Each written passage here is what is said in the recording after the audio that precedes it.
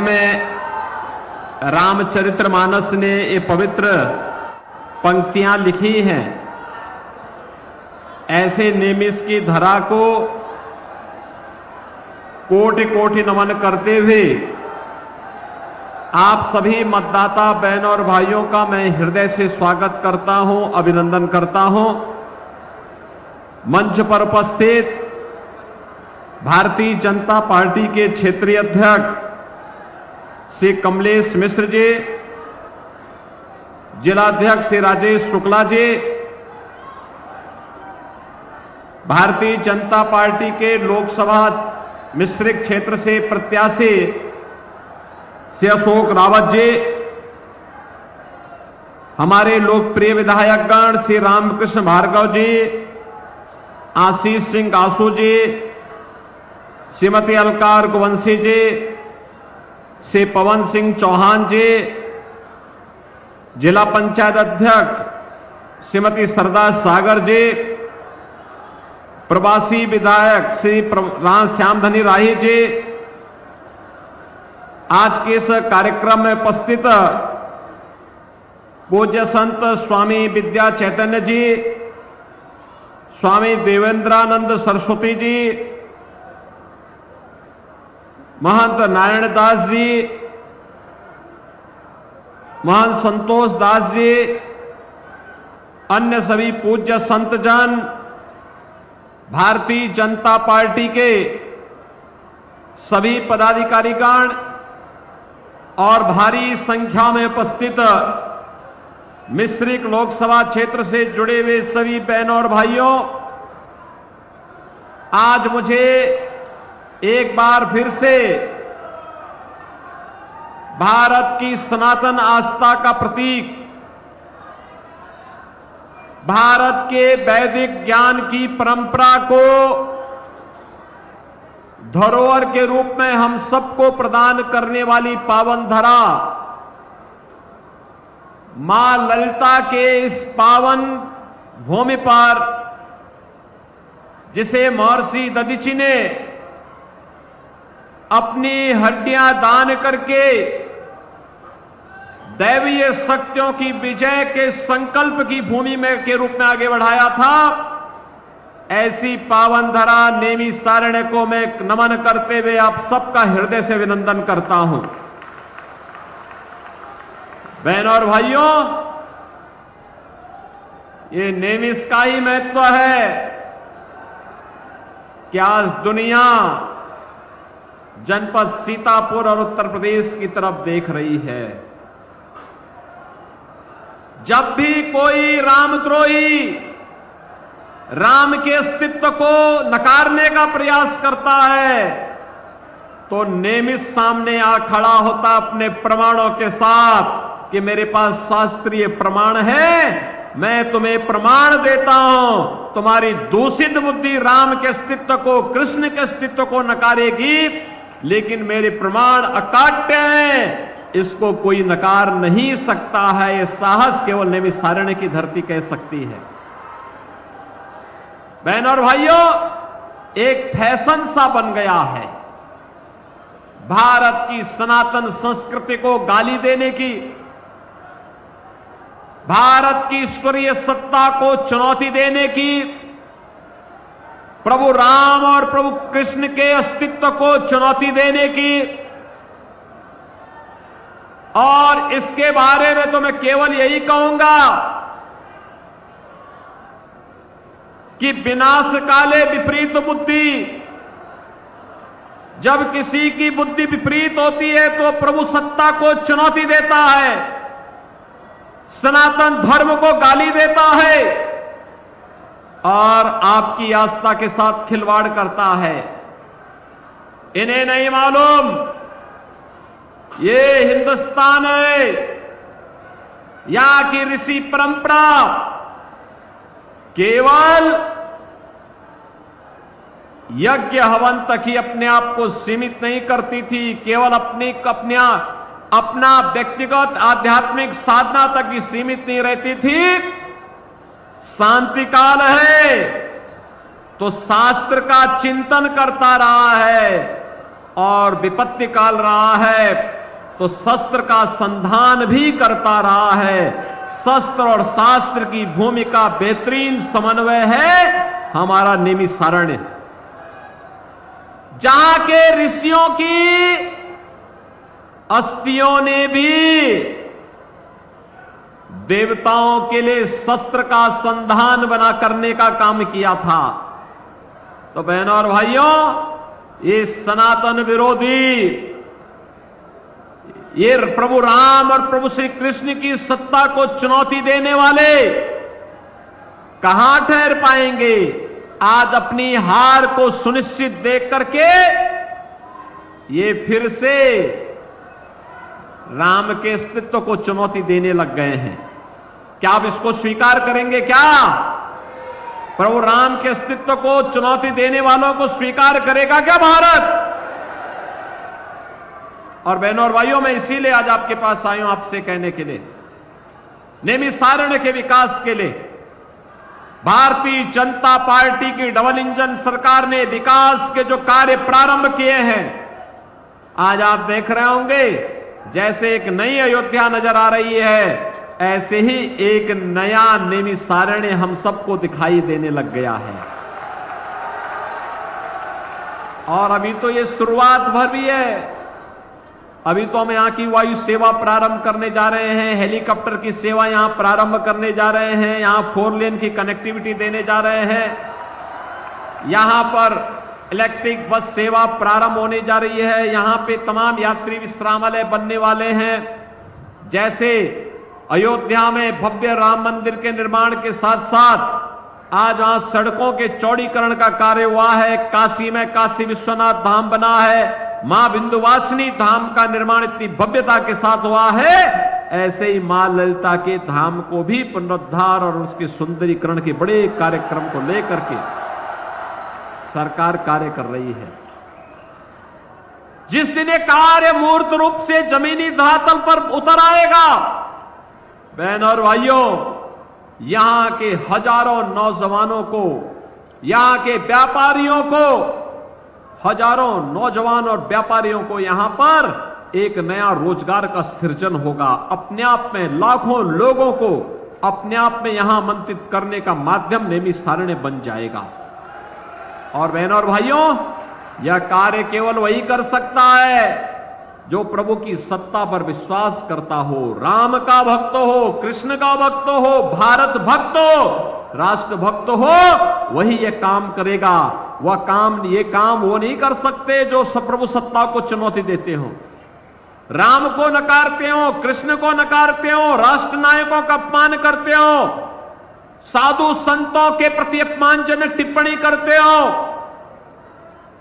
राम भक्तों पर गोली चलाते हो और आतंकवादियों के मुकदमे को जो वापस लेते हो, वे लोग ये काम नहीं कर सकते। ये काम तो केवल राम भक्त ही कर सकते हैं और वह काम केवल भारतीय जनता पार्टी ही कर सकती है। और यही कहने के लिए बहनों और भाइयों, आज मैं आपके बीच आया हूं। आपने देखा होगा बदलते हुए भारत को, मोदी जी के नेतृत्व में आज एक नया भारत का दर्शन पूरा देश कर रहा है। और बहनों और भाइयों, आज तीसरे चरण का मतदान भी हो रहा है।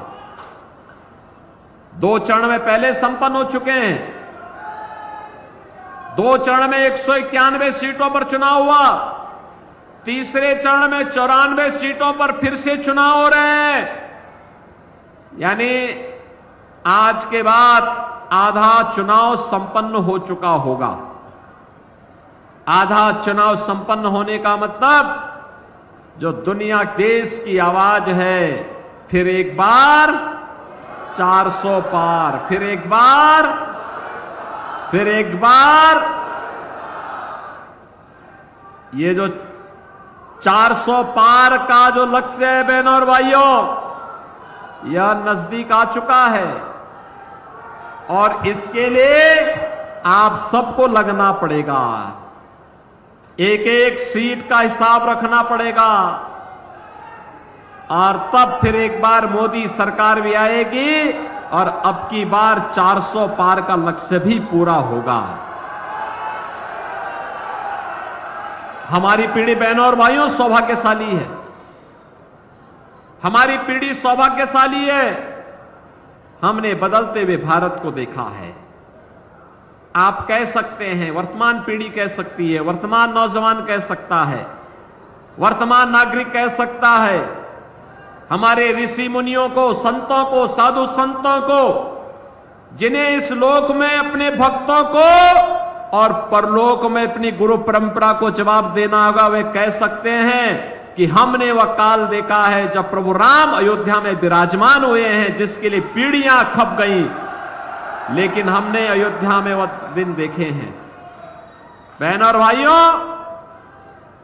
हम में से हर व्यक्ति कह सकता, हमने बदलते हुए भारत को देखा है, जिस भारत ने दुनिया के अंदर अपना सम्मान बढ़ाया है, जिस भारत की सीमाएं सुरक्षित हुई हैं, जहां आतंकवाद के सामने घुटना सरकार नहीं टेकती, बल्कि आतंकवाद को नेस्तनाबूद करके हमेशा के लिए उसकी राम नाम सत्य है कि यात्रा निकालने का जज्बा जिस सरकार में रहा हो।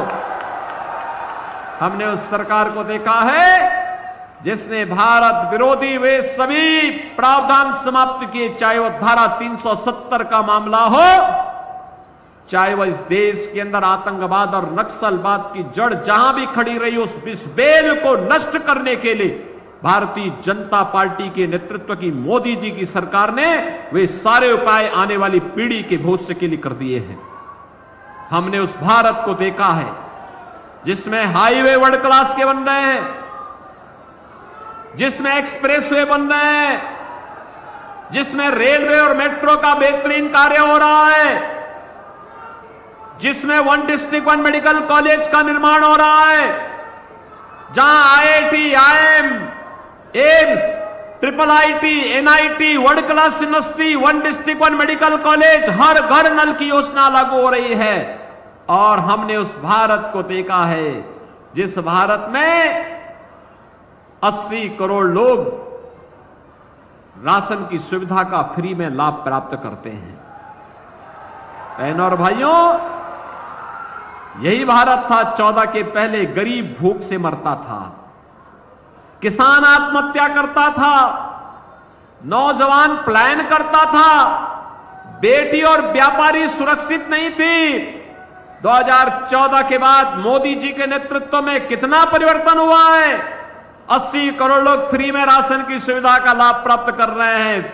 60 करोड़ लोगों को आयुष्मान भारत में 5 लाख रुपए की स्वास्थ्य बीमा का कार्ड मिल चुका है। हर साल 5 लाख रुपए की फ्री में दवा करा सकते हैं। और बहनों और भाइयों, 50 करोड़ गरीबों के लिए जनधन अकाउंट खुल गए हैं। पैसा दिल्ली या लखनऊ से जो आएगा सीधे उसके खाते में जाएगा, बीच में कोई मध्यस्थ नहीं रहेगा। गरीब का पैसा गरीब के पास जाएगा। बहनों और भाइयों, 12 करोड़ किसान सम्मान निधि का लाभ प्राप्त कर रहा है। 12 करोड़ घरों में शौचालय बन गए हैं। और सर्वाधिक शौचालय बनने वाले जनपदों में से आपका सीतापुर है, जहां के गरीबों का सर्वाधिक शौचालय बने। 10 करोड़ गरीबों के घर में उज्ज्वला योजना का सिलेंडर पहुंच गया है। सर्वाधिक सिलेंडर आपके सीतापुर जनपद में आए हैं। 4 करोड़ घर बन गए हैं, जिनमें से 2 लाख घर तो केवल आपके सीतापुर जनपद को मिले हैं। बहनों और भाइयों, मैं इसीलिए आपके पास आया आपसे कहने के लिए, मोदी जी ने कहा है जितने लोग बचे हैं जिनके घर में सिलेंडर नहीं, उनको आश्वस्त कर दो कि इसके बाद चुनाव के बाद उनको 100%, जिनके पास घर अभी भी नहीं मिल पाया है उसको घर मिलेगा। राशन की सुविधा आगे भी 5 वर्ष तक निरंतर जारी रहेगी। मोदी जी ने इन सभी चीजों के लिए आपको आश्वस्त कर दिया है। और इसलिए बहनों और भाइयों, आज मैं आपके पास आया हूं। ये परिवर्तन तब आया है जब आपका एक वोट मोदी जी के समर्थन में कमल चुनाव चिन्ह पर गया है। जब यही वोट कांग्रेस के हाथ पर जाता था, समाजवादी पार्टी की साइकिल पर जाता था, तो अयोध्या में राम जन्मभूमि पर आतंकी हमला होता था, काशी में संकट मोचन मंदिर पर हमला होता था। आज देखो मंगलवार का दिन है, और संकट मोचन मंदिर पर इन लोगों ने समाजवादी पार्टी की सरकार के समय में आतंकी हमला करवाया था। तब बहनों और भाइयों, रामपुर में सीआरपीएफ कैंप पे हमला हुआ था। अयोध्या, लखनऊ, वाराणसी की कचहरियों पर हमला हुआ था। ये तो मुलायम सिंह जी की समाजवादी पार्टी की सरकार के समय। और बहनों और भाइयों, उसके बाद जब अखिलेश यादव आए तो इन्होंने उन आतंकवादियों के मुकदमों को वापस लेने का कुत्सित प्रयास किया था। यानी हिंदुओं पे झूठे मुकदमे, राम भक्तों पर झूठे मुकदमे और आतंकवादियों के मुकदमों को ये वापस लेते थे। तनिक भी शर्म नहीं आती थी इन लोगों पर, तनिक भी शर्म नहीं आती थी इन लोगों को। और यही कहने के लिए हम लोग आए हैं, जो आतंकवाद के समर्थक हो, राम के द्रोही हो, वे जो माफियाओं और अपराधियों को शागिर्द हो। आपने देखा होगा, परम राम भक्त, प्रदेश के विकास के लिए अहर्निश प्रयास करने वाले कल्याण सिंह जी की मृत्यु हुई। समाजवादी पार्टी ने एक भी शब्द संवेदना के नहीं व्यक्त किए। लेकिन बहनों और भाइयों, अभी एक माफिया की मौत हुई थी। उस माफिया के मरने पर फतिया पड़ने के लिए समाजवादी पार्टी के लोग उसके घर में गए थे। ये राम भक्तों के विरोधी है, ये माफियाओं के समर्थक हैं, ये राम भक्तों पर गोली चलाते हैं और आतंकवादियों के मुकदमों को वापस लेते हैं। इन लोगों से बदला लेने का समय है ये महापर्व चुनाव। अपना एक एक वोट ऐसा ठोकिए, ऐसा लगाइए कि ये आतंकवाद समर्थक हमेशा के लिए भारत की चुनाव की प्रक्रिया से गायब हो जाए, वह आपके चुनाव से लड़ने का हिम्मत ही न करने पाए। सहमत हैं? सहमत हैं? बहनों और भाइयों, यह चुनाव केवल चुनाव नहीं है, ये चुनाव है नए भारत को आत्मनिर्भर और विकसित भारत बनाने का। आत्मनिर्भर और विकसित भारत बनाएंगे। आत्मनिर्भर भारत का मतलब हर नौजवान आत्मनिर्भर, उसके हाथ को रोजगार होगा। हर व्यापारी आत्मनिर्भर, हर महिला आत्मनिर्भर, हर अन्नदाता किसान आत्मनिर्भर। और आत्मनिर्भरता के इस लक्ष्य को प्राप्त करने के लिए बहनों और भाइयों, मोदी जी का तीसरी बार प्रधानमंत्री बनना आवश्यक है। सहमत हैं? और मोदी जी को प्रधानमंत्री तीसरी बार बनाना है और अब की बार 400 पार का लक्ष्य प्राप्त करना है, तो बहनों और भाइयों, अशोक रावत को यहां से भारी बहुमत से विजयी बना के भेजना होगा। एक कांग्रेस और सपा का गठबंधन के जो प्रत्याशी हैं, इनकी जमानत जब्त करेंगे ना? सहमत हैं? करेंगे तो कमल चुनाव चिन्ह पर आपको वोट देना होगा। सहमत है ना? दूसरा, घर घर में मोदी जी का संदेश पहुंचाना होगा। और पहुंचाना क्या होगा? विकसित भारत के लिए, आस्था का सम्मान करने के लिए, गरीब कल्याण के लिए, सुरक्षा और समृद्धि के लिए कमल आवश्यक है। कमल चुनाव चिन्ह आवश्यक है। बोलेंगे ना? पहुंचाएंगे? तो फिर आप सब मेरे साथ बोलेंगे, भारत माता की, भारत माता की, भारत माता की।